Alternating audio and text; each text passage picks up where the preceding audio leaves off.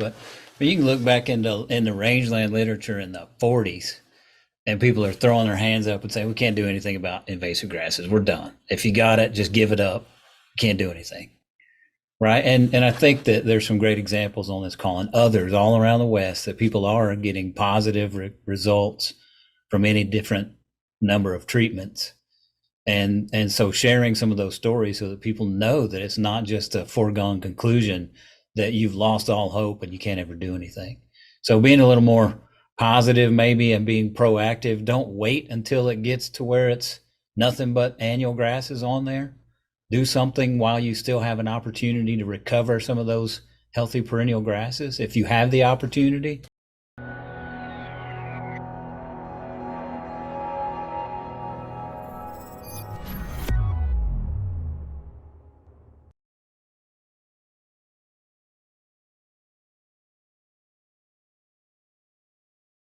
My name is Erika Fitzpatrick, and my family ranches here in Eastern Oregon, and I'm also part of the Good Grazing Makes Sense production team.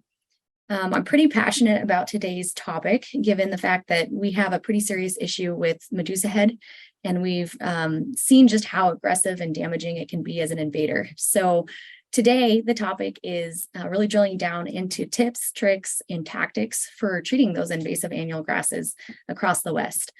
I'm joined by a few guests who are true experts in this field, and they'll do a longer introduction here in a second, but just quickly I'll mention we have Brian Mealor, who is the director of the Institute for Managing Annual Grasses Invading Natural Ecosystems, also called Imagine. We have Charlie Clements, who is a rangeland scientist with the USDA ARS, and Justin Hossfeld, who is Envu's Western Range Segment Manager. We could not put on events like this without our sponsors. Our sponsors include the U.S. Forest Service, the Bureau of Land Management, and the Natural Resource Conservation Alliance, the Grazing Lands Conservation Initiative. And finally, we have the Agoro Carbon Alliance, which works as a partner in transitioning to conservation farm practices, one that meets an operation's specific needs, offers access to the carbon marketplace and income through quality verified carbon credits, provides long-term benefits to production and minimizes risks. So thank you to all our sponsors for making this possible. With that, I will step aside and I would love to hear from our speakers. So I will turn it over to Brian. Thanks, Erika. I appreciate the invitation to participate in this. I'm looking forward to this conversation too. Hopefully we'll get some good engagement from folks that are out listening and hopefully have some questions that we can help them answer. So I'm faculty at University of Wyoming. I actually sit in Sheridan, Wyoming, close to my neighbor over there, Justin Hossfeld, who we'll hear from in just a few minutes. I have spent pretty much my whole career kind of working at the interface of strategic weed management in rangelands and rangeland restoration. I'll be completely honest. I did not want to do any research on invasive annual grasses at all.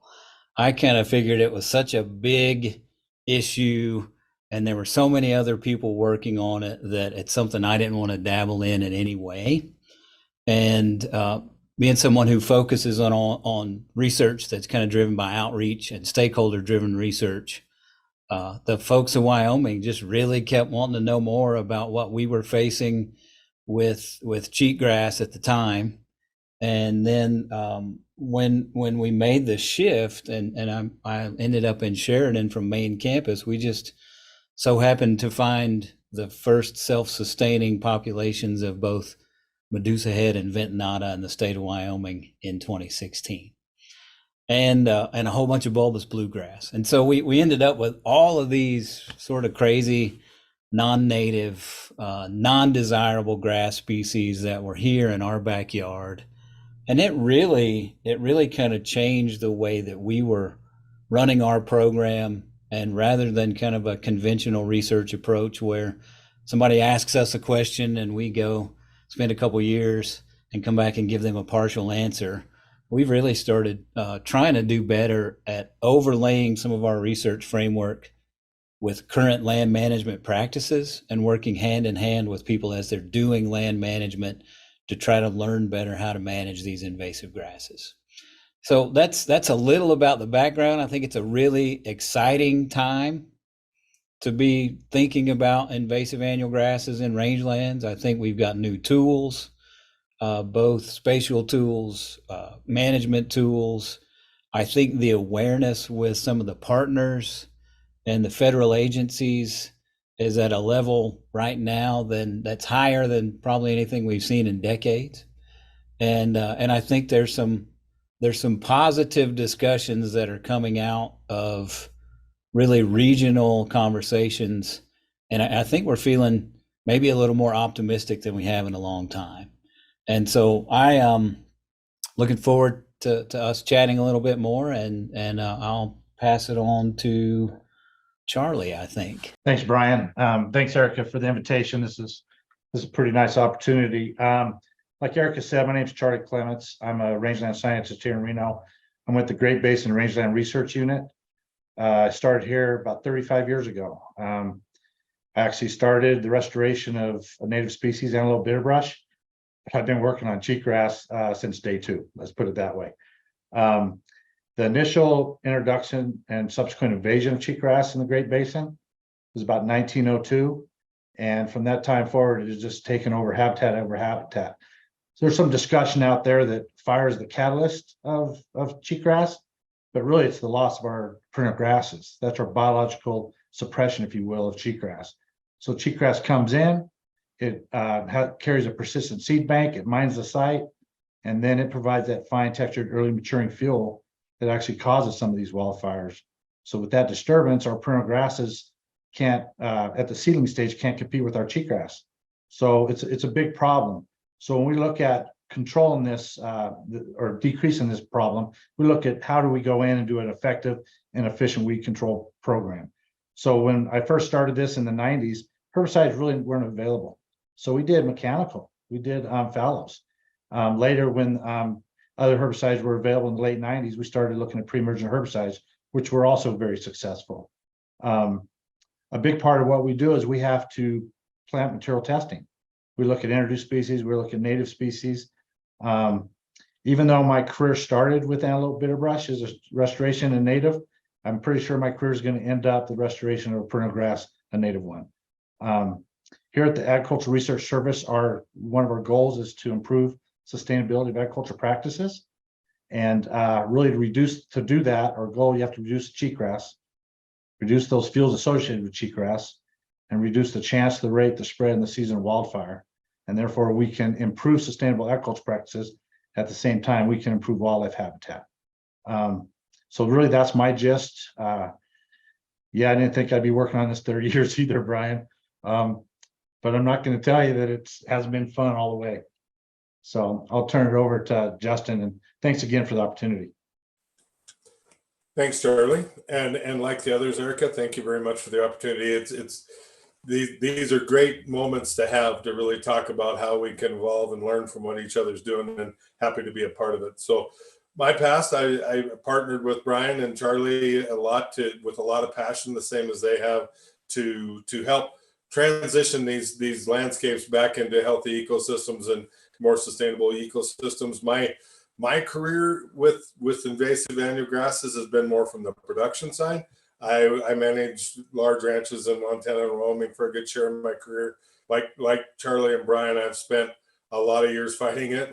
Some years my attempts made me wish I had cheatgrass back by the time I got through taking it out. So learning from the pluses and the minuses. But in that, what I hope to be able to bring to the conversation is a lot of information, a lot of past experience on forage quality, on rotations and operational tools and operational ways that you complement your treatments, that you complement the way that you transition these landscapes back, because we all know that production and use still has to be part of that dynamic, and it can be done in a very complementary way, and I want to be here to help with that. So with that, Erika, I'll send it back to you. Awesome. Thank you so much.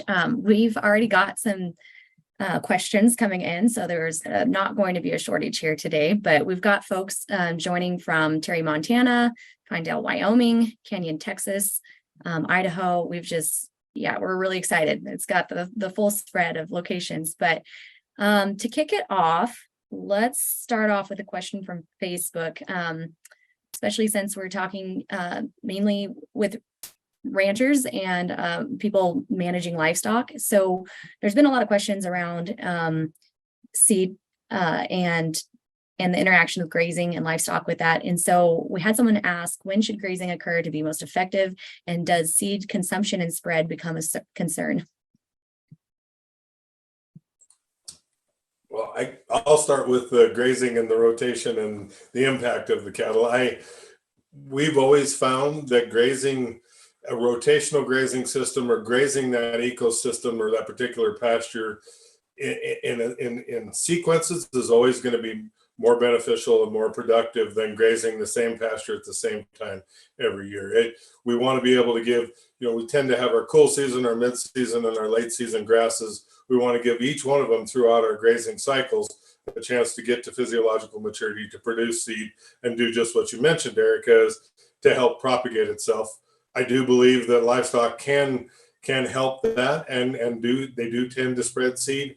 I don't know that I would have a good feel, and maybe Charlie or Brian would, on their actual, the percentage of transportation that the livestock do to help propagate seed. I know they probably do, but from a percent standpoint, I don't really have a good answer for that. I think it's more the health of the ecosystem, and again, like that sequential grazing, to where the early seasons don't get a chance to dominate the mid seasons. The mid seasons don't get a chance to dominate the early seasons, to where they all get their chance to be able to propagate themselves.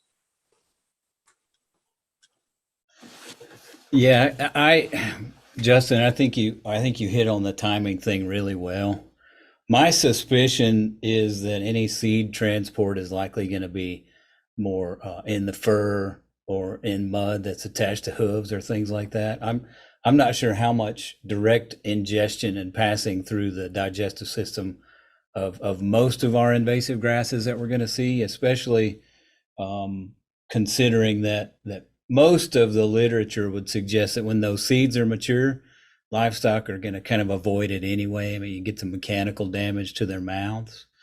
I think a question that I would kind of follow up with this, that we talk with our landowner partners with a lot, is, what's your goal in trying to manage your grazing when you have an annual grass problem? Like, are you trying to control and reduce your invasive grasses with grazing, or are you trying to focus on maintaining the health of your desirable perennial plants with grazing? And sometimes those two things don't necessarily meet in the middle, right? If like, I want to graze and get rid of my cheatgrass, then you're probably going to need to be in there late spring, high stock density, high utilization, like every year. And it's going to be difficult to do that and not negatively impact your cool season perennials that you're trying to maintain. And so I think that's one of the challenges that we have to think through from a grazing perspective. If you can get in there, and like Justin said, some years, if you're in a really bad situation, you might get some forage use from those annual grasses, and in some really severe situations, it might be your only option. Hopefully we're not going to be in that situation too often. And so I think those are some of the things I would think through. There's some interesting data coming out of Nevada that would suggest that fall and winter grazing alters litter dynamics a little bit. Most of our invasive annual grasses need quite a bit of litter to facilitate their establishment. And so reducing that litter layer through the fall and winter can actually reduce some of that establishment and seed production. I think those are a few of the things I would also keep in mind. Yeah, when I look at our arid state of Nevada, most of the habitat we work in is 7 to 9 inch precip. So when you get exceptional years like this year, you got growth, and then you're going to have carryover next year. We use the grazing animal as the only tool in the landscape to contain that fuel. So availability has to do with preference, right? So your preference is, what do you have out there? So in a lot of our cases, If we hit that cheatgrass early on, it just stimulates growth, will increase tillers and stuff. But if we hit it at the right time, we can definitely reduce it. So in our salt desert shrub, if you graze it, it has no problem coming back going to seed. If you go to the mountain brush and hit it, it won't go to seed. It's pretty much done. So it's all about fields management on our landscape. And we got to make sure that we're not overutilizing our perennials in that system. So we're not going to go in there and graze the cheatgrass just because we got forage and hurt our perennials. That's the big part. We can't hurt our perennials. We got to somehow reduce the fuel, but increase our perennials.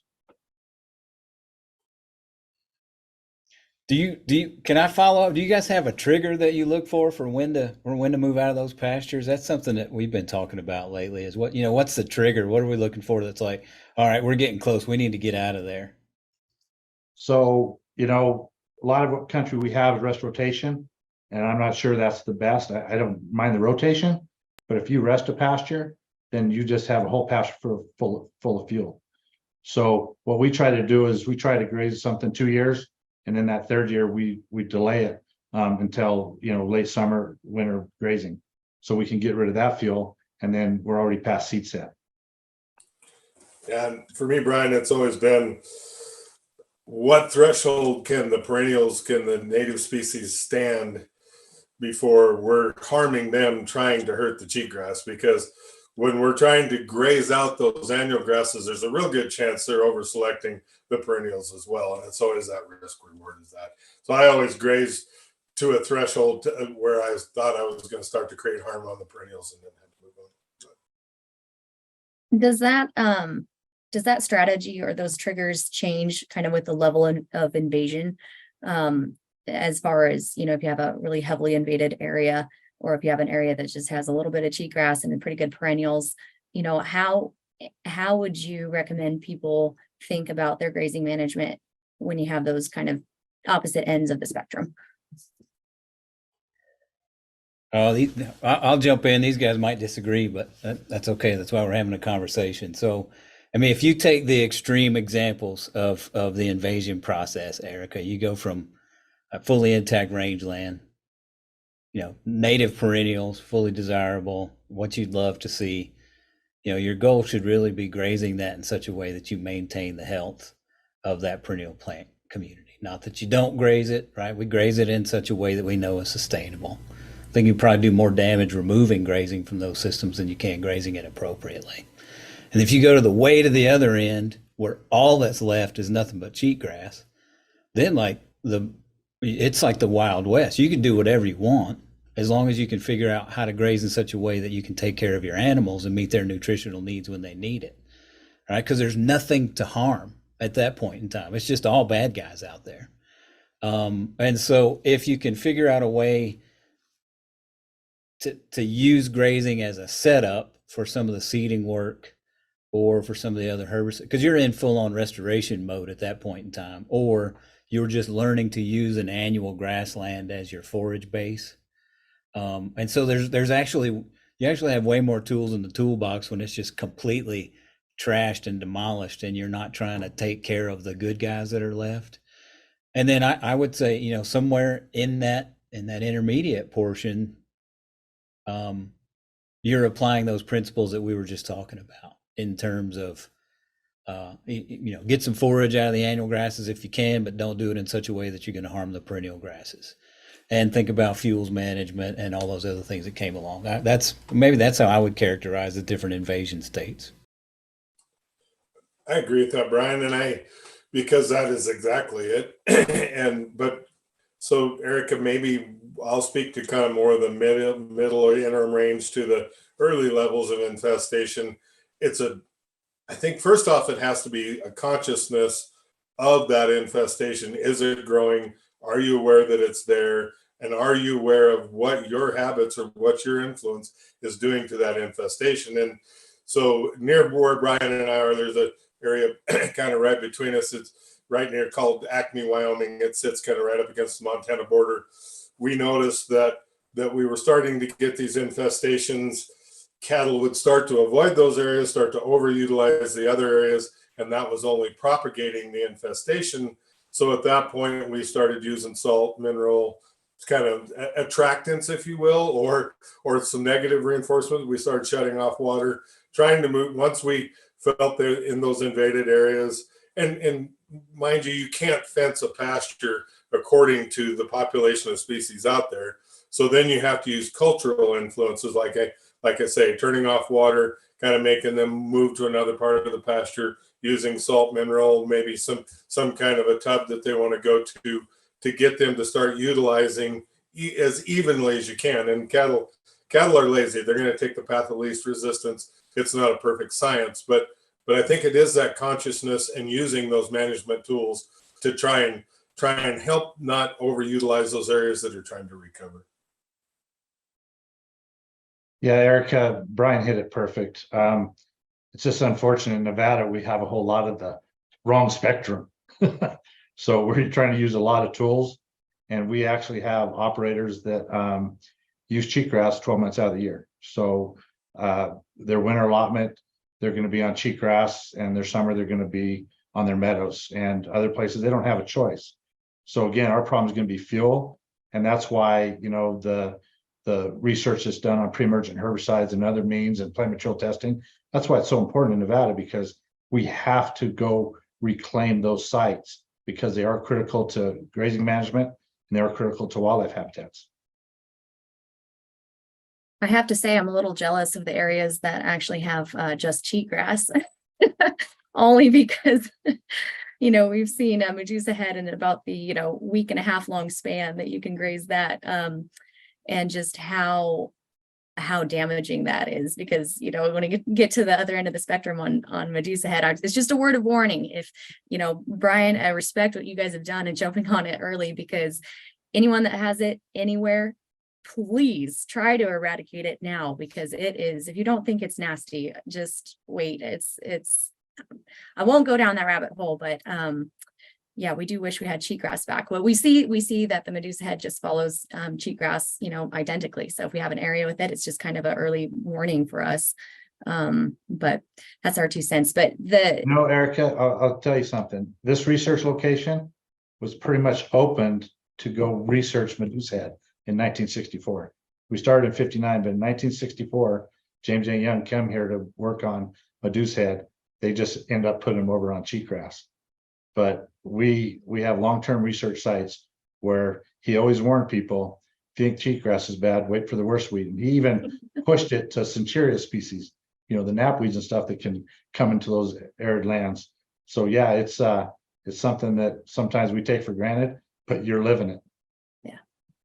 Yeah, but it is exciting. I mean, with that transition over, you know, if we have questions come in regarding grazing, we'll circle back to it, but maybe we can kind of move into some of the tools, some of the questions we have regarding these new tools that we have available to us, and strategies, especially in kind of trying to, one, either restore areas or to kind of keep areas clean and healthy. And so with that, I'll go into, it's a pretty specific question, but we want to get to it. It's from Deanne on Facebook, and she's in Idaho. And they have a ventanata problem, which I hear that's even worse than medusahead. So we are sorry you have that, Deanne. She says that we have owned 20 acres for about 7 years and have been grazing steers for the last 4 years. We are currently working with the NRCS and the County Noxious Weed Department. We are going to spray Rejuvra for the first time this fall. Do I need to be concerned about the drift and pine and fir trees? And do I need to remove our steers who are currently grazing on the property before we spray? I'll take a shot at this one, Brian, first, and then kick it to you. So as far as drift, yes, we always want to control drift as best we can. From Rejuvra as a pre-emergence herbicide, what it does is it's, as the seed germinates and the root radical emerges from the seed, it burns the tip of the root radical off, essentially making that seed inert, but has no real foliar activity on a perennial plant or on a live plant. So it isn't like a lot of post-emergence herbicide where you can get drift injury as it moves around, but we don't want Rejuvra to drift into areas that may have another use in mind in the future, because Rejuvra it persists in the soil for 3 to 4 years from one application, which is what makes it successful. But that's also we want to keep it where where we want to put it. But as far as the grazing, Rejuva has a 0-day grazing restriction. Its toxicity is very low to humans and animals, but I really recommend that people graze first and treat second, because what can happen is you can spray Rejuva and graze immediately after, but the livestock can move the herbicide around as they're grazing. So it works much better to graze first, get some of that litter and fuels that Charlie and Brian are talking about broken up, some of the foliage off the ground, which gets us better soil contact with the herbicide, then uses the herbicide, and we don't stand the risk of livestock moving it around. Yeah, Justin, I mean, the only thing I might add is, the question I think was geared more toward, should I remove grazing from like a toxicity standpoint? But I think the other thing to think about, I think it was Deanne, is think about your grazing strategy after you start to see some recovery from that Rejuva. And so if just make sure that you're giving your perennial plants, hopefully your perennial plants that are there, make sure you've got perennial plants on the site that are established and able to recover. And then make sure that you're managing your grazing in such a way in those several years after treatment that you're letting those perennial grasses have some time to recover. Because if you stock too heavily or you overuse that pasture, even after you get good control, then I'm afraid that your ventanata is probably going to be one of the first things really to creep back in there after the fact. And Brian's right. I should have expanded on that more than just the application side. But what most people do, they try to graze. They plan a Rejuva treatment into their grazing rotation. And let's say you graze early, you make that treatment.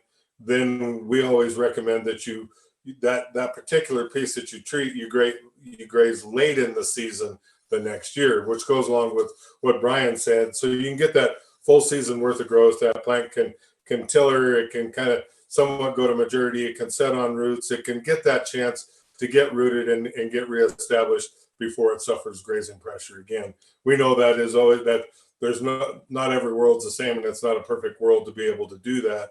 But giving that ecosystem a chance to recover is very important, because the first thing that's going to come back on those perennials is a lot of new growth. And that is like ice cream to cattle. They're going to focus on that new growth, and that's what's really going to start to hold your recovery back. Yeah, both Brian and Justin hit it perfect. We don't have a ventanata problem in Nevada. I'm sure we will, a few locations. But what I really see with Rejuva is its ability to combat those annuals and release those limited resources in our air environments. So you got to be careful when you're grazing, because this year our perennial grasses in the Rejuva plots were green every month of the year. Last year they dried out about August 10th, and they were green again by September 1st. So I think the first year you definitely want to rest those, and then after that you have to do judicious grazing. Yeah, Justin, move over to the side. Let them see the X behind your head. So that green is like mostly Western wheatgrass, and then the tan and the yellow is all ventanata and cheatgrass and Japanese brome. So that's what your pasture can potentially look like. And you think the cows aren't going to get, if they didn't have it fenced off, the cows were just going to go straight and hang out on that X if they had the chance. That's right. And that over selection, they don't have a conscious sense of what they're supposed to eat and not eat. They're going to select what they like to eat. So. This was a pretty pointed question that came in, but it kind of gets right to the heart of the very tool we're talking about. But this is probably for you, Justin. Someone asked, does Rejuva really work the way the ad says it does? And what are some of the pitfalls of trying to use it? I would kind of add to that, just, maybe when is the time, Brian mentioned it, when are some times or places that people should maybe consider not using it? And again, speaking to that X behind you, I think just giving people a little more feel for that herbicide. You bet. So yes, I'm going to say that Rejuver does work as advertised, but we have to support every tool we use, whether it's Rejuver, whether it's herbicides we've had in the past, whether it's grazing, whether it's fire, anything we're going to use, we have to invest in that tool and support that tool. And Rejuver is no different. But that X behind me that you saw was treated in 2019. That photo was taken in 20, I think it was taken in July of 2021 during one of the driest summers we had. And so it demonstrates the level of success that we can have. But Rejuver needs an opportunity to get into the soil, get activated, and be there to stop the germination. And if it's getting trapped on litter, if we're applying it at the wrong time of the year, if we're not using the right amount of water volume to give it a chance to get it dispersed correctly and get it applied, we can see some variable control, or we can maybe see it not be successful. There's a lot of variability in these environments, and we want to give that tool the best opportunity to deal with that variability. And really it is just get it applied during as close to moisture cycles as you can so it can get incorporated. Try and work with that litter and that foliage on top of the ground as the best you can so it's not as much of an interference. And if you have germination of species already, maybe you're adding a post-emergence herbicide like a medusahead to help control that. So that's my answer on can Rejuver work and what makes it successful. That is it. Areas where we would not want to use Rejuver, probably first and foremost, is when we don't have a reasonable or recoverable, I'll say this, recoverable stand of perennial species. That is not a good place for Rejuver. Rejuver is a great tool to help stop the transition to these monocultures, to support let's say a somewhat challenged stand to support in its recovery. But if we don't have a good stand of perennials or desirable species to repopulate, we don't want to create bare ground, because Rejuver does do its job well enough that it'll create bare ground fairly easily. And we don't want to have erosion. We don't want to have the things that can come from that. The other time we want to make sure we phase Rejuver correctly, or seeing it the right tool in the toolbox.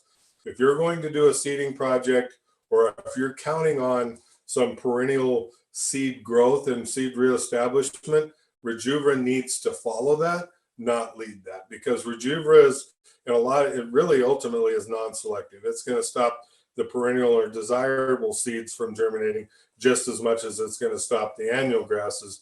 And so if we think that we don't have a recoverable stand of perennials or desirables, we'll want to go in, use a short-term, maybe post-emergence herbicide to challenge the annuals and get establishment of the perennials. And then after they're established, come in with Rejuver and help protect them or save them from reinfestation.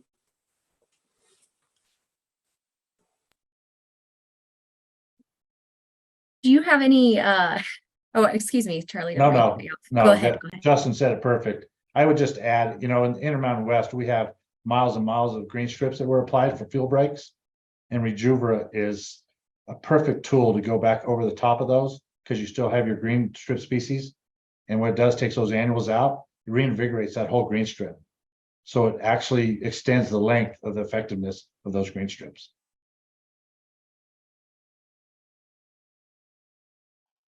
If I have anything to add, we've applied Rejuver just about every non-snow covered month of the year, and I like earlier treatments if you're going with Rejuver alone in our part of the country, where you can get it incorporated into the soil. If we go with that sort of traditional timing of late summer, early fall, a lot of times we won't really see the best results 1 year after treatment, and we start to really see the effectiveness mature in the second year after.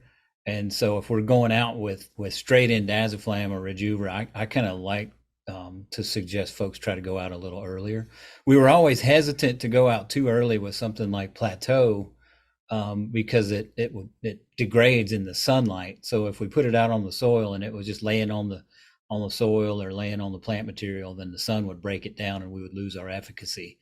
And if we can time it with some earlier rain events, And I think we get a little bit of a jump start, at least in our different research trials that we've done with Rejuvra. That'd be the only. I think there was a question about does it really work and when can you apply it. That was the only thing I would add. And when we talk about that, having that recoverable stand, sometimes for us, it's been a little hard to determine that line, that cutoff of saying, is this going to work or not? Do you guys have any suggestions for one, either determining that, or do you do a test plot? I mean, what would you guys recommend when you're not exactly sure if it's too weak of a stand of perennials? So what we recommend is that just what you said, Erika, if you don't feel confident in what you have there to repopulate and recover, then scientists will call it a bioassay, but we recommend doing a strip, or like you did there up above, up there above your house, where you do that strip and just see what that recovery is. Always keep in mind when you're doing these test strips, you have to manage the outcome of these test strips, because they're not going to be your whole pasture. They're not going to be your whole ranch. And then once you do this and the annual grasses are gone and we start to see the recovery, you have to manage that area to where you're not harming it by using it as a test strip. But we always do say, if you're in question, test it first before you do large acres. But I will say, like the X behind me, if you were to go out in that before we treated it, you would have called that a very degraded site. You would have said that site had lost most of its energy and was kind of right on the borderline of whether it could recover or not. It always amazes me how much resiliency, how much energy these perennial native systems have in them, that if you'll just take that competition away, and as we know, these annual grasses tend to keep these ecosystems in like a constant state of drought. They're parasites, and they're very opportunistic, meaning whenever there's going to be a favorable event for the ecosystem, they're taking it all. And when we take them out, it's amazing to see how many plants were there. They're just dormant. They're just waiting their time. They're waiting their chance to recover, and then they come in. But that I want to say, don't give up on a stand, because it's always amazing how much energy is left in it. But again, you have to find a comfort level with that, and a test strip might be the best way you do it.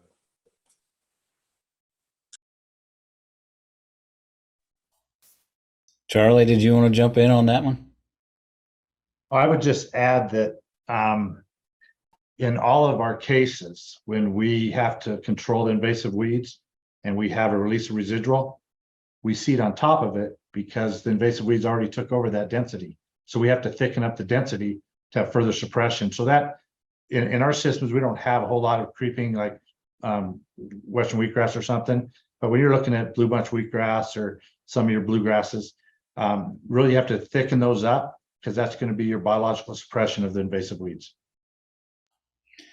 Yeah, I was going to say it kind of depends on what species you have on the site. I mean, and parts of, as we're transitioning kind of toward the east and moving into northern Great Plains type grasslands, we end up with a way higher component of rhizomatous perennials, and they just really respond very well to something like Rejuvra.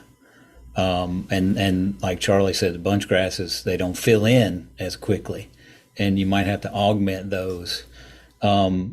Erika, your question is not just your question. There's been thousands of hours of PhD and graduate student research trying to figure out what's the number. Like I've seen things like 1 bunch grass per square meter gives you sufficient recovery potential. That seems a little thin to me. I think the key is one, doing the test strip like you guys were talking about, but also I think it points out the importance of doing some pre-treatment assessments. I mean, you can't just drive by a pasture and assume everything's going to turn out the way you want it. And really, in some of those high production years, you kind of have to dig down through the annual grasses, because those perennials are so suppressed. They're topped over by an annual grass canopy, and you don't see them. And those are the ones you're trying to release from that competition, really, with any of the herbicides that we're going to be applying, not just this specific tool. Awesome. I'll just do a quick shout out. We have a couple other people joining us from California and Utah.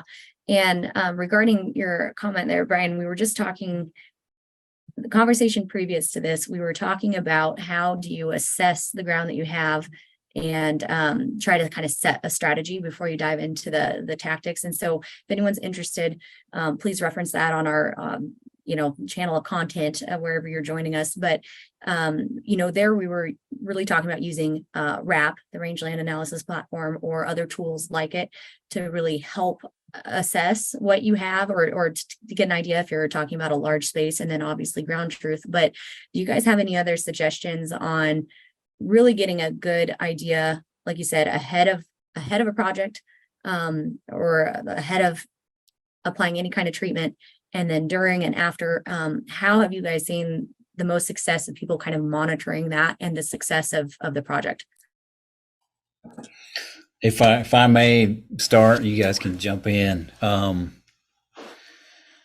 RAP is an amazing tool. It's changed the way we can look at rangelands throughout the Western U.S. It breaks down when you start getting to small scales and trying to make decisions about individual pastures. It's not designed for that. I mean, you read the material about it, it says don't use it for that. We are still very big proponents of getting out there and doing on the ground monitoring of your rangelands, and that's monitoring ahead of treatments. It's going out and looking after treatments. I actually hire like a small army of undergraduate students every year, and we in Wyoming we've been able to provide some monitoring support through our student network to folks that are working cooperatively on invasive annual grass management around the state. I think we collected data at almost 9,000 locations this year alone. And so I know that's not realistic for everyone, but for an individual landowner that already knows their property and they know where their problems are. I mean, even something as simple as some of the photo point monitoring techniques that we talk about in SRM all the time, to cover by life form or functional groups. I really think in many cases, there's no substitute for getting out there with your feet on the ground and knowing what's happening in your pasture. I will say that there's a lot of work on other remotely sensed products. We're doing some research in that area. A whole bunch of really intelligent people are. I know Envu's got some products that are derived from satellite imagery. But I will say that trust but verify any of that stuff. I would even say that about any of the things that we put out, is you need to make sure that it's making sense on your own place and in your own experience as well. I agree with that. And as Brian said, we're working on geospatial solutions as well. That technology is in a pretty steep curve. We're learning more and we're getting better imagery all the time, but it is still a trending tool. It's still an assessment tool. It is not going to replace the scouting that you need to do when you start to make the kind of impact you're going to make with these treatments. But so on the ground is very key. The one thing that I'll add to on the ground is be on the ground. Think about timing when you're going to be on the ground to see that presence. We can go out and do a very, very robust and a very extensive job of scouting. And if we're scouting at the wrong time, we may be diminishing our efforts to see what we want to see. So when you're going to scout, think about the right time to scout. And a lot of times that can be in the fall. In the spring sometimes can be really hard to scout in. There's so much growth, there's so much expression from everything. But again, that depends on the region. When we talked about applying during a moisture cycle, our moisture cycles are in the spring. Some people's moisture cycles are in the fall. It really does need to be your region. But Brian's right. You still can't replace being boots on the ground. But the next thing I want to bring on from that is, then what? We get that good assessment. Then what? Then we need to look at that area we want to restore and recover from a management standpoint, from a holistic standpoint. We don't want to create big patches of bare ground as we restore it, so that boots on the ground gives us that ability to recognize that. But on the same token, we don't want that percentage of ground that could be bare ground leave everything else at risk, because the longer we leave that in the state it's in, the more decline we're having in the perennials, the closest we are to the Wild West and the good, bad, and ugly that Ryan talked about, where we've lost that. So then it's starting to think about management plan, grazing plans, your application map to leave out those areas that are really high risk, and then how are you going to manage it after treatment. So it is that underground assessment, but then it's start thinking through what you get after you have that assessment. Yeah, I'm a 99% behind the on the ground assessment. I'm old, so the new tools are kind of out of my wheelhouse. But we were out on a project, and the land manager was told this was a complete failure. Go ahead and put your stock out there and go to town. And we went and walked the ground and showed him all the plants that we actually seeded that he wanted. And we kept the stock off the ground. And 2 years later, he had a fully stocked perennial grass stand. So you wouldn't see that from the air. I tell my wildlife friends this all the time because they like to fly and count animals. But from the air, I got hair, but when you get on the ground, you see that's not the case. So don't laugh, Brian. Oh, that's awesome. We have a follow-up question from Deanna. Remember, she asked about the drift question and the grazing. So she followed up and asked, would it be better to overseed and not have bare ground in spots, because we do have some recoverable stands, and cross graze before applying Rejuva? The answer is yes. Any of those high-risk areas or areas you think they could turn into bare ground, by all means, take whatever effort you can to get establishment of perennial desirable species before you use Rejuva. Yeah, make sure you give it enough time for them to get good roots down too. In general, what are we talking about timing wise on that? I know I'm sure it's area dependent, but I mean, can you give a ballpark at all for folks to be considering? So we always recommend one life cycle, one growth season. Let that plant go through one full growth cycle, you could say 1 year's worth of growth where it came out of dormancy, grew, and went dormant again. That gave it a chance to do what it can best do to get set. But Brian and Charlie both brought up this earlier, that some species may need longer than that. Some species a little shallow rooted, some species are a little slower to get established. They maybe need 2 seasons. But for most grasses, what we've seen, if you'll give them 1 full year's worth of growth and rest, they usually get to be pretty tolerant or of then a Rejuva treatment and whatnot. I guess the reason why I tend to want to always say that with some caution is, if you wait much longer, the annual grass reinfestation can start to be so severe that it starts to take away what you're starting to gain. There's a point where you'll only gain so much, and then you start to lose. And so I think that's why I tend to say that, partly because when I say 1 year or one growth cycle, these annual grasses are annual grasses. So that you're protecting from them through one growth cycle. But if you try to go into the next one, now they're back.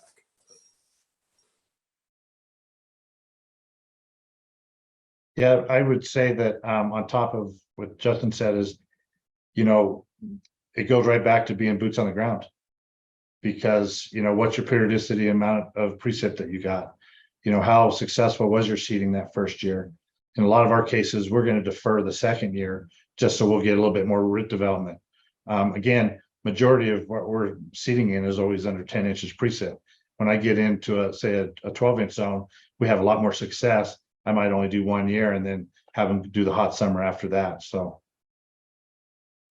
in terms of time from seeding to following up with Rejuva, or in terms of seeding and then being able to come in and graze? Seeding and coming into graze. Okay.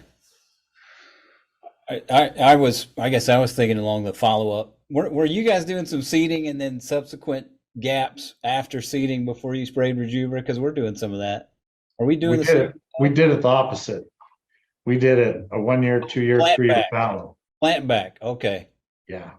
Just because, Justin says don't do this, but of course we did. We went to a place that had no residual plants. So yeah, we had great control and it got better, but we had no residual. So we still had activity of the herbicide. So if the seeding failed, we went back. So, we showed Harry this summer. We had success in 1 year fallow, 2 year fallow, and 3 year fallow, and we couldn't make sense of any of it. So Yeah, it's probably, we should be doing what you're doing. Well, Get we together did, and then go yeah, post. we did the exact, we've got 1, 2, and 3 years after application seedings here too that we've been messing with. And then we got really impatient and we thought, how fast can we come in after we see emergence of seeded species and apply Rejuvra? And so, and here's the logic. Justin, you tell me. So if we don't get Rejuvra out early enough and our cheatgrass comes up or ventanata comes up, it escapes it. Yep. Right? That's fine. It's fine that first year. It escapes it, roots gets down below the Rejuvra layer or whatever. So we're like, why can't we do that with natives too? And so we planted, and then as soon as we saw emergence, we came in like every 2 weeks and started spraying Rejuvra after that. The jury is still out. It's still the first year that we started doing that. But I think Justin's counsel is probably more wise in that you want to give it enough time to let those roots develop. But that gap, so like opening, we talk about opening an establishment window, and that's that gap that Justin is talking about. You got to get those natives established, and you've got to recapture that site before, protect it before all the invasive annuals come back and start to compete again. So we've tried both ends of the candle on that one, and I guess stay tuned. We'll try to we post. I don't want to do a plug, but we put research updates on invasivegrasses.com. That's our website for Imagine. So if you're interested in like seeing research updates as things come out before they ever get published, visit our website every now and then, and you kind of see how these things are turning out. That is a perfect plug because we actually had a question about that. Someone expressing some frustration that it's hard to find the most up-to-date research. And just like this conversation, there's research that's ongoing and there's some frustration, especially if, we're not as familiar with academia, how to really access that. And so thank you. Do you all have any other resources or places that people can kind of reference and kind of watch the updates as this continues to evolve? So we do on the Envu site, we have these virtual plot tours where we go out into a lot of work Brian's done, Charlie's done, others have done, we've done, and do a lot of just what we're talking about and talk about that. So, and we update those all the time.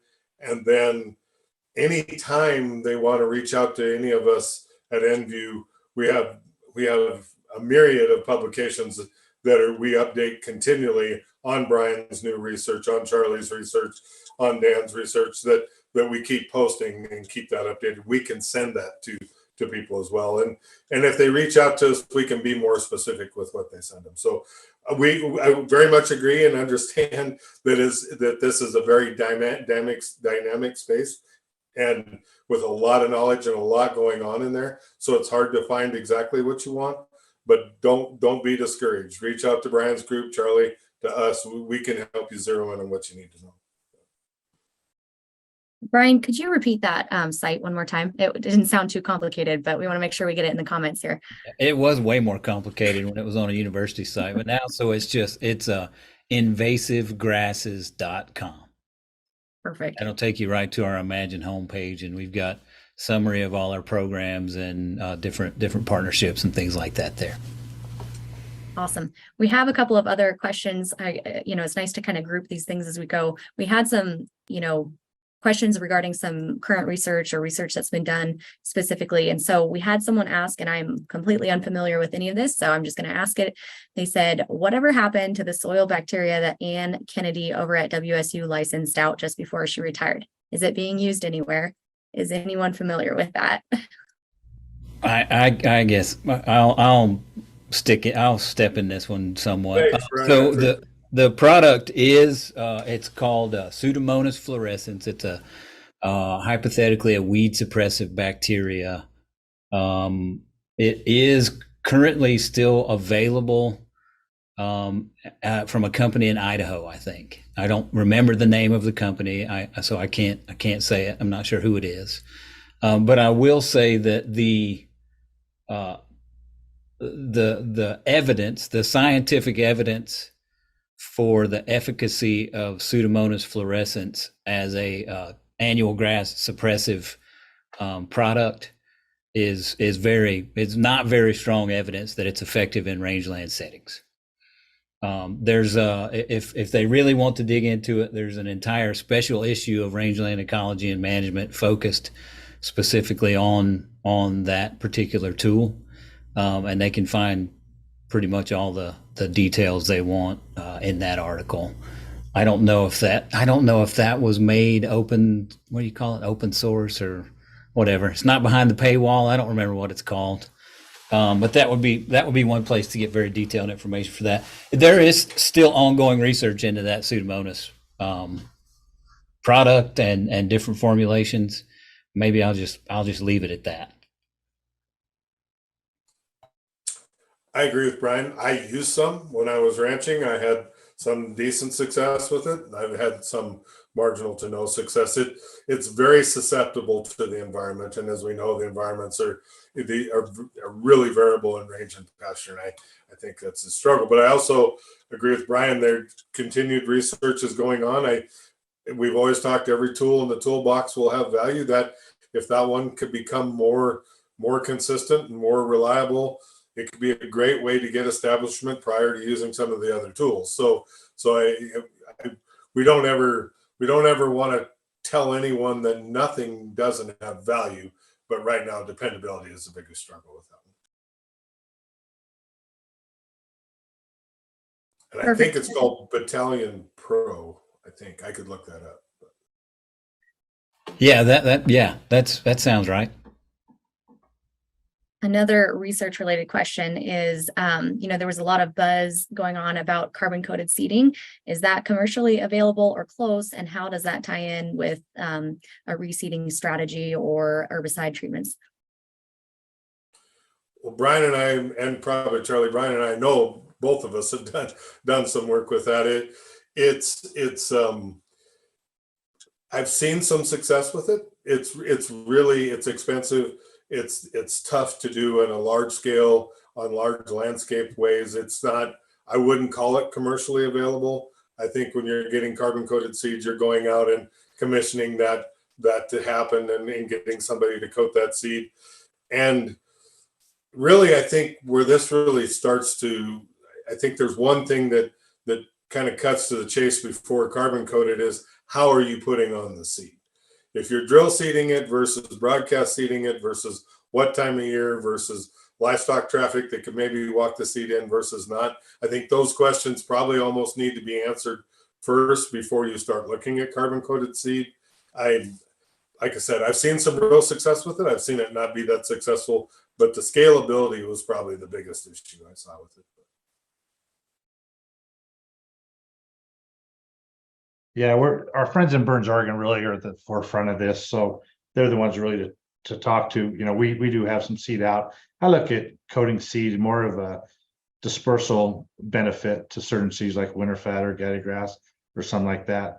When it comes to coating the seed so you can spray and have a 1 year thing, where you seed the grass and then you spray on top.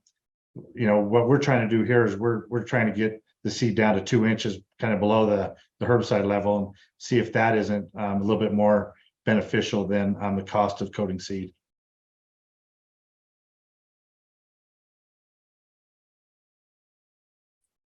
Awesome. We had another question about, if you have a problem area right through the fence, who's ever that may be, how do you recommend kind of managing for that when you're really trying to make progress in your area, and any tips for mitigating that? Peer pressure. Man, I love this story. So we work with a big working group in Northeast Wyoming focused on ventanata and medusahead, and the sense of urgency was high, right? If it was cheatgrass or Japanese brome, everybody's like, whatever. We've had it. We don't care. We got plenty of Western wheatgrass left. But when the two new ones kind of showed up, then everybody's urgency ratcheted up pretty quickly. And we were fortunate enough that we got an emergency label for rangeland use for those two species for indaziflam before the full rangeland label was available. So we were doing aerial applications pretty early and learning a lot. And there's these two rancher neighbors, and one calls his neighbor over, and they're on this fence line, and it looks like that line behind Justin's head, and one side's, sort of pinkish yellow with nothing but ventanata, and then the other side where they had treated the year before is green and lush, beautiful grasses. And the one neighbor says, if you don't do something about your ventanata, I don't think we can be friends anymore. And so neighbor relations, that sense of community, sometimes it takes an early adopter or an innovator to show the benefit of some of these different approaches. And so if you got that champion in the community that is willing to take a chance and show that they have some benefit, and they've seen some very positive response from whatever, pick your management approach, and that they can make some forward progress with this very serious issue, I think that goes a lot longer than like eggheads that just count grass and do statistics talking to them about things. I will also say that, and I think maybe that's part of the reason this question came about. It's much bigger than just a weed problem. I mean, it's a wildlife problem. It's an ecosystem services problem. It's a fire and human safety problem. And it's bigger than any one landowner. And so I've had the great fortune of working with a bunch of cooperative groups that have dozens or even 100 different landowners involved, and everybody sitting down and talking through strategy and figuring out what are the best ways they can try to make a difference at large scales, because it's kind of a weakest link problem. And that if Charlie, on my box here with all the zooms, they like, if Charlie's not doing anything over on this side, and Justin and I are working really hard, and he's just going to keep having seed coming over onto us, then just figuring out how to get everybody on the same page, I think goes a long way. I don't know, that I have to tell that's one of my favorite stories. Well, and it's a great story. I always enjoyed it. And I think I know the two people that were talking, so that even makes it a better story. But so to go along with Brian's exactly right. It is pressure. Sometimes it's with vinegar, sometimes it's with honey, but it's not giving up.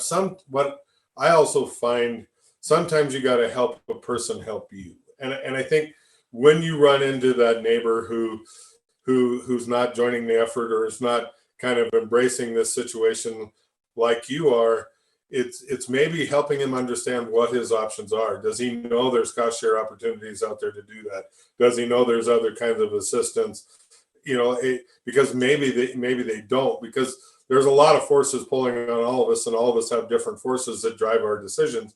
And maybe there's something legitimate that's holding that person back, and helping him understand what that is, and maybe there's a solution to it. Goes right along with what Brian said. It's that collaborative effort in knowing what your options are. Yeah, in Nevada, we're 89% public land. So we still have a whole lot of checkerboard. So when you have a neighbor that's mismanaging their perennials and you end up with cheatgrass, like Justin said, it hurts the whole system, because we got somebody that's pretty judicious. He's got a great project going on. He manages everything right, but his neighbor's got a wildfire hazard. Well, in a matter of 10 years, that habitat burned 4 times or twice. So he was out of grazing for 4 years out of 10. Well, an operation can't sustain that. So it's that peer pressure, and it's also that information that you can give the neighbor. And once you introduce them to concepts of restoration, rehabilitation, how sustainability is better than the road he's going down, we usually find about 80% of the time those landowners come over on our side of the fence and start rehabbing their sites. I would say awareness that there are options to do things too. And Justin had made a great point about other limitations, but you can look back in the rangeland literature in the 40s, and people are throwing their hands up and saying, we can't do anything about invasive grasses. We're done. If you got it, just give it up. You can't do anything. Right. And I think that there's some great examples on this call, and others all around the West, that people are getting positive results from any different number of treatments. And so sharing some of those stories so that people know that it's not just a foregone conclusion that you've lost all hope and you can't ever do anything. So being a little more positive maybe and being proactive, don't wait until it gets to where it's nothing but annual grasses on there. Do something while you still have an opportunity to recover some of those healthy perennial grasses. If you have the opportunity, I think being a little more proactive is probably better than just, woe is me, I'm done. All I'm going to have is cheatgrass and ventanata and medusahead. I'll send out a last call here for our online audience for any other questions, but we've got just a few others here before we wrap up. And so it kind of ties into what we're talking about, but cost and time, I would say can really be prohibitive for people, sometimes tackling this issue. Sometimes it falls to the bottom of the budget or the bottom of the time frame that you have available to devote to it. So there's not a lot of solutions for time, but on the cost side of things, are there programs? You guys said there's lots of movement and excitement around tackling this issue. You have any recommendations on programs or other ways to kind of offset that cost for folks to make it more accessible, especially when we're talking about herbicide treatments? I'll get started, guys, because as you know, Brian, we're working on that a lot. But so there's a lot of different opportunities. I think the first funding channel people think of is the NRCS and like EQIP or TIPS or RCPP, which are programs that the federal government has out for restoration, ecosystem services, watershed health, perennial wildlife improvement. Those are great programs, and recently had a lot of money just infused into those programs through the Inflation Reduction Act, but they can have some pretty strict sideboards, and they already have kind of a cadence that they're moving along at, and sometimes it takes time to get in. I mean, you apply one year, you maybe get the money the next year. If they have a full list of applicants that year, you might have to wait till next year to get in there, and so there can be some issues with going that way. But there is a lot of restoration grants out there, a lot of wildfire defense grants, a lot of wildlife grants out there. There is a lot of money circulating out there that isn't always very visible, but once you start looking for it, you can find it. And my biggest advice is there are key people I know in every community that you can go talk to. If you can't find them, they know where they're at. And I think the biggest thing is don't be afraid to ask questions. Don't be afraid, whether it's your county agent, whether it's a local wildlife group like Pheasants Forever or Rocky Mountain Elk Foundation.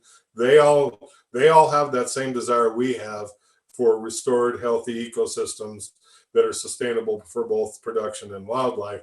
And so they're going to know a lot of these funding sources as well. So I know that's a lot to a very simple question, but it's a pretty dynamic space. So don't be afraid to ask, and don't be afraid to look for those funding choices.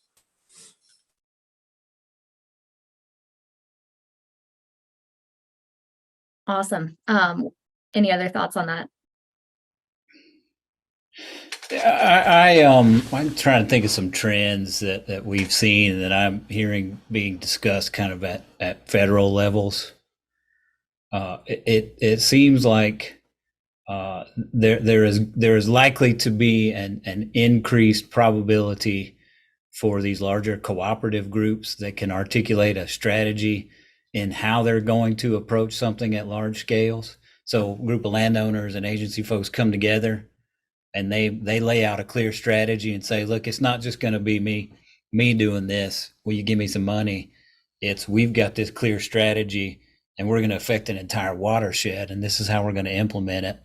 I think that type of program is going to have a higher likelihood of getting some larger grant dollars in doing it that way. And you're probably going to have a group of people that is more aware of those opportunities and can tap into some of those funds moving forward too. I mean, there's some legislation kind of in the works now that's going to potentially shake free additional dollars toward restoration focus with invasive annual grasses and wildfire fuels. That's being discussed now. I think there's going to be a lot of opportunities even in places, like Charlie was talking about. They're predominantly federal land, And I think the funding is likely to follow the awareness and the emphasis on the impact of invasive annual grasses. And I know you didn't want to go like huge scale, Erika, but I mean, there's been some publications recently that have come out that have made some very striking claims about loss of sagebrush rangeland ecosystems to the tune of, million plus acres per year being degraded. And the number one driver of that degradation is invasive annual grasses and their downstream ecological effects.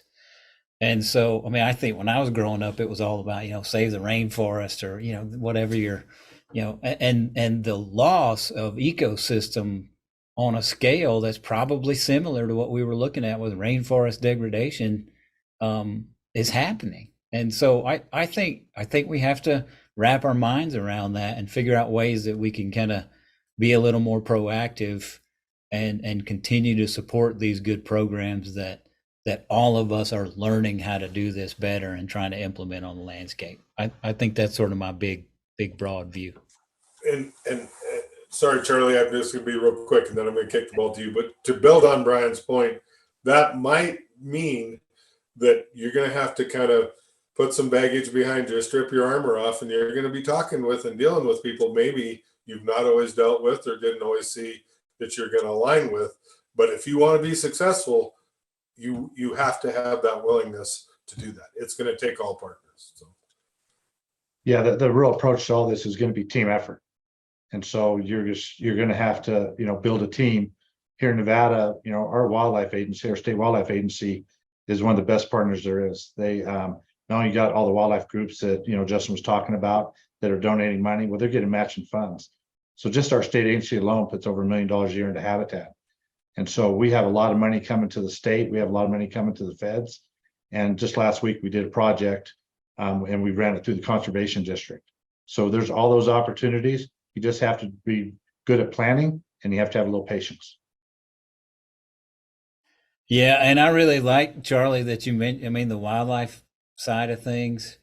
This is one of those issues where if you're improving wildlife habitat by managing annual grasses, in almost every case, we're also improving the grazing resources for ranchers too. Absolutely. Like inseparable. And so yeah, right.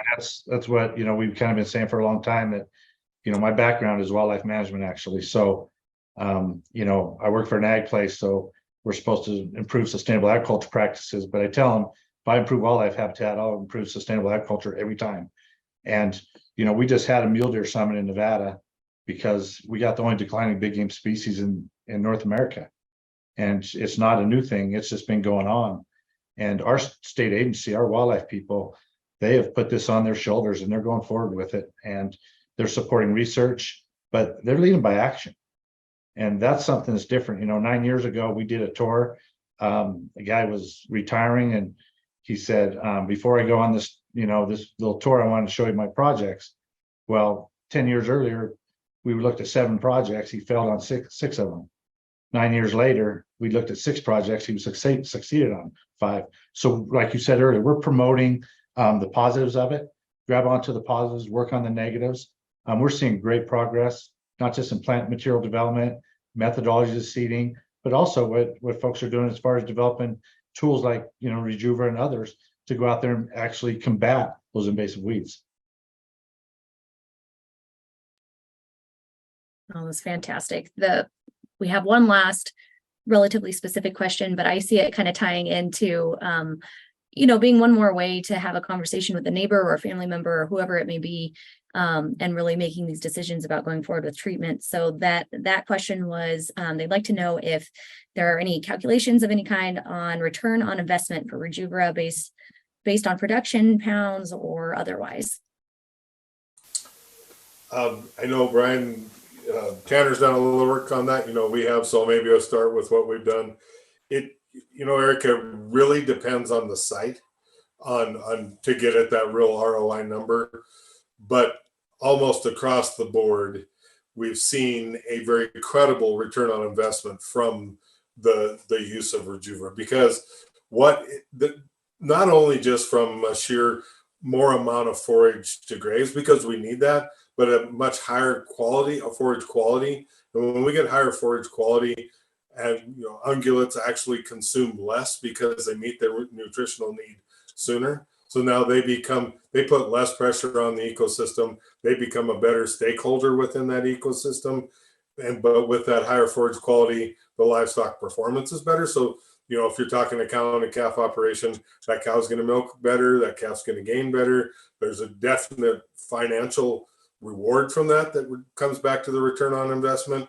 I think the other big return on investment we've seen in and we've done a ton of analysis, many of them, on different sites and different types of grasses and different forage sources, is when that forage quality is higher and they're consuming less grass, pastures last longer, you're more flexible with your rotation.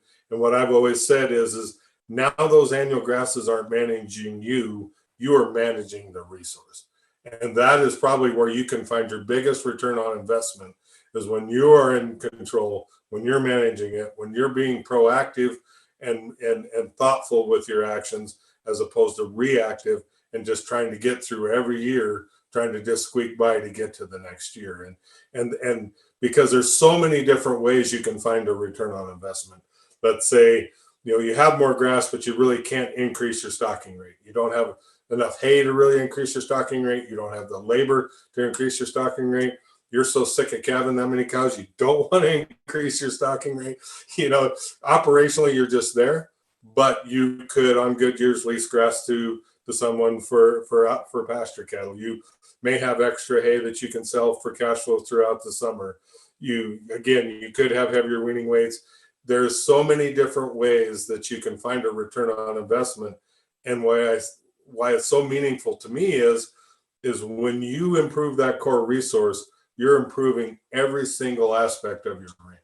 You didn't just improve a hay field. You didn't pick the best bull you could buy to improve your genetics. You didn't buy the best swather or baler to put up better hay. You improved all those things when you improve that resource, and that's where we see the best return on investment. So I think a simple answer although I never gave my last answer wasn't simple, but to simplify it is when it puts you back in the control and you can be a good manager, that's when you see your best return on investment. Yeah, to support some of the things Justin said, I had a PhD student, Tanner Hart, who he spent a bunch of summers like clipping grass in treated and non-treated plots every month and doing nutritional analyses and stuff like that. Much higher forage quality and palatability on sites where we shifted from annual grass dominance to perennial grass dominance later into the year. I mean, the nutritional quality and palatability, especially ventanata dominated sites, it just drops off very quickly in what I would say late spring, early summer. And then, as Charlie was talking about, they had a great year there this year. I mean, our perennial grasses in most cases held on to their protein and TDN and all the things we would look for much later into the season than the annuals did. And with a successful ventanata control program, we switched it from 60+% ventanata dominance on a site to where there's less than 1% ventanata and the rest are perennials. And so that carried that nutritional quality and palatability carried all the way through. And then Tanner also translated that into Justin's complex answer probably even oversimplifies the decision making when it comes to this return on investment thing. I mean, I'm just kind of, it's really hard to wrap your mind around, values of what you're recovering. But if Tanner really did a really simplified analysis, even though he would probably argue with that, basically do you control ventanata in these transitional sort of northern plains grasslands, or do you buy supplemental hay that you would have lost due to lost forage, right? Pretty straightforward. And looking at a 3-year control window in our eco region, almost every situation, whether you were using relatively low utilization rates or moderate utilization rates, in almost every situation, it made more sense to control your ventanata than it did to purchase extra hay. And I know it's not a realistic a realistic decision. You know, it's not always just a do this or do that. I think as we move into less productive rangeland sites, that forage trade-off is going to look a lot different. And so as a landowner, if I'm in a highly invaded landscape, I'm going to contradict a whole bunch of other things right here for a second. But so if I'm worried about grazing and improving my forage capacity, I'm probably going to invest first in those sites that are my more productive, higher site potential rangelands that are already infested by invasive grasses, because that's where I'm going to get my biggest return from a forage standpoint. Right? I got, you know, good loamy soils, deep loamy soils somewhere that are dominated by cheatgrass, but I've got good perennials. I'm going to go spend some dollars there because from a grazing standpoint, I'm going to get more return on that investment. From an invasion standpoint, like spreading into new areas, from a spatial spread standpoint and a prevention of future loss standpoint, it's probably going to make more sense to hit some of those new invasions and get to the edge and keep it from moving into those sites that are not invaded. So there's a little bit of sort of trade-off that landowners and land managers have to think through. And I think part of that is sort of your scale at which you are operating and at which you're making your decisions. But I mean, if you know, Erika, you said you guys have medusahead. If you found the very first medusahead on your ranch that was ever there and you pulled it and it never went to seed, you're way farther ahead than if you just didn't find it and you let it start to reproduce and establish some of those impacts that it was going to have. So I think those are some of the trade-offs that we need to think through from a return on investment standpoint. Yeah, when we look at investments in this arid state, I can tell you that one is we're trying to increase flexibility. So if we can get a site that's got pretty good potential and increase it, you know, decrease the invasive weeds, we're going to increase capability. If we're in a site that's completely annual grass dominated and we can convert to perennial grass dominance, we're going to increase our flexibility. And what my livestock producers tell me all the time is that when we increase the forage base, because our stocking rate never decreased in a lot of these places, but the sagebrush came in or we had fires, we had to increase that forage base. So we actually took habitat that you might use for 6 weeks, and next thing you know, we're using it for 12 weeks, same number of cattle. So there's your investment. And what one rancher told me, he says, Charlie, on top of that, we've decreased my attorney fees. So I think that's pretty good. Yeah, that's all part. Saving money can be a return on investment. That's right. Well, we have covered a lot of ground tonight. Selfishly, I'd love to keep you on here all night. We probably shouldn't do that. Are there any questions that weren't asked that you all think we should be thinking about, especially if we're thinking about taking that first step into making a move on treating invasives on your place?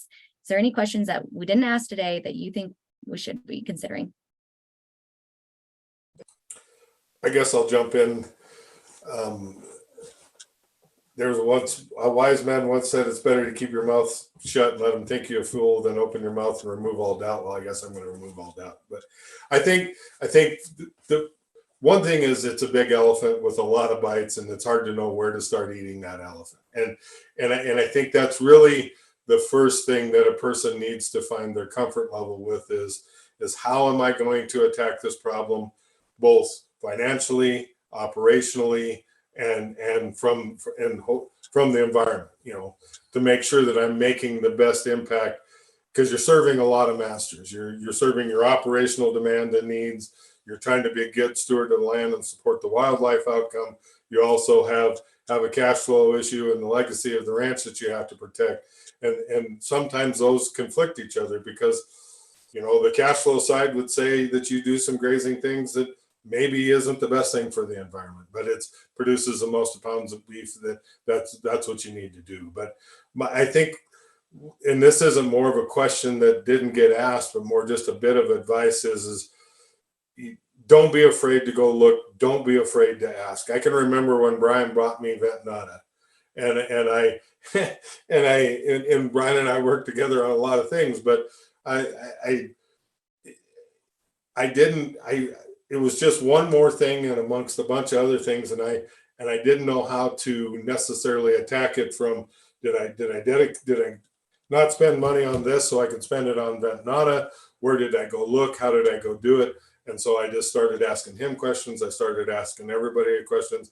Get educated on what you're looking for and how you're going to deal with it, and then go get out there and look. Okay, we're all on our ranch every day.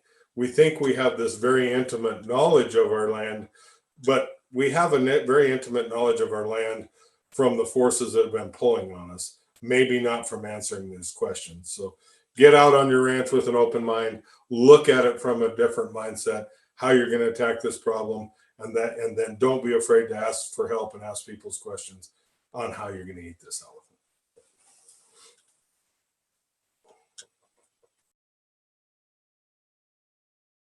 Well, I guess, if I had to close it with anything, in the Great Basin, our number one concern is the loss of perennial grasses. And that is the key to suppressing those invasive weeds. So, the habitats that were successful in the past and we're successful in now restoring and rehabilitating, those are going to be our key habitats in the future. We have habitats that we rehabbed in 1990s. And even though it's, forest kochia, some wheatgrasses, some native bunch grasses, that forest kochia is taking the place of sagebrush. It's 33% of those mule deer diet. If we had been passive and absent back then, that habitat wouldn't be there today for them.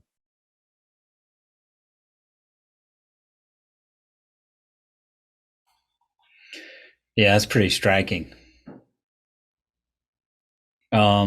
That's a great question. I think the thing that came to my mind is I think at times there has been some stigma around invasive annual grass issues for ranchers, in that that if you have a cheatgrass problem, that you should have like a scarlet letter on your Carhartt jacket or something, that you've done something wrong. And in some cases, our past management has probably led to exacerbating some invasive annual grass problems. I think if we go way back to before, like, we started learning about proper grazing management, probably did contribute. Historical grazing in the 30s. They're invasive because they're invasive. And so they're going to move into places whether you're managing things well or whether you're managing things poorly. We can definitely accelerate that invasion by doing things poorly. But especially, some of the ventanata stuff we've seen very dense ventanata move into some very well managed rangelands. And so I think don't feel like you got to, not make eye contact with people because you've got a cheatgrass problem or something like that. Figure out if, do be realistic with yourself and figure out if your management practices are exacerbating that. But also don't feel like you have to act like you don't have anything, because there are options to move forward. I think that's something that maybe I'm wrong in that assumption, but there in many cases, you've been doing something wrong, and that's why you've got a weed problem. With some of these really problematic weeds, that is simply not the case.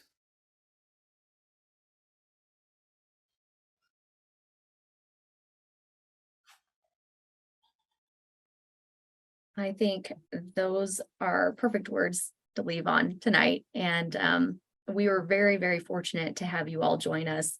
We're really thankful to be able to, again, pick your brain and be able to benefit from your guys' years of research and study on this topic. So thank you again for making time for this.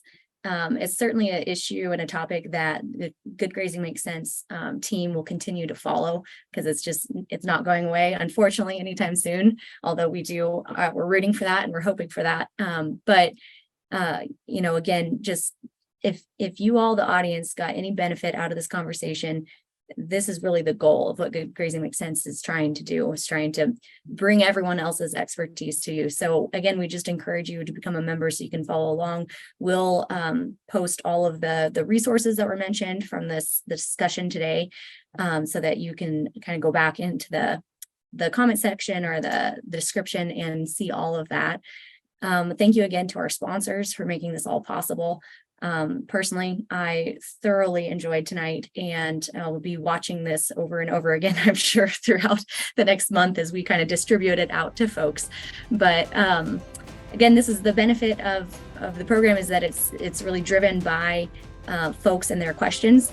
And so again, we encourage you to join in with what we're trying to do, and please don't hesitate to reach out. And thank you again for you all joining here tonight.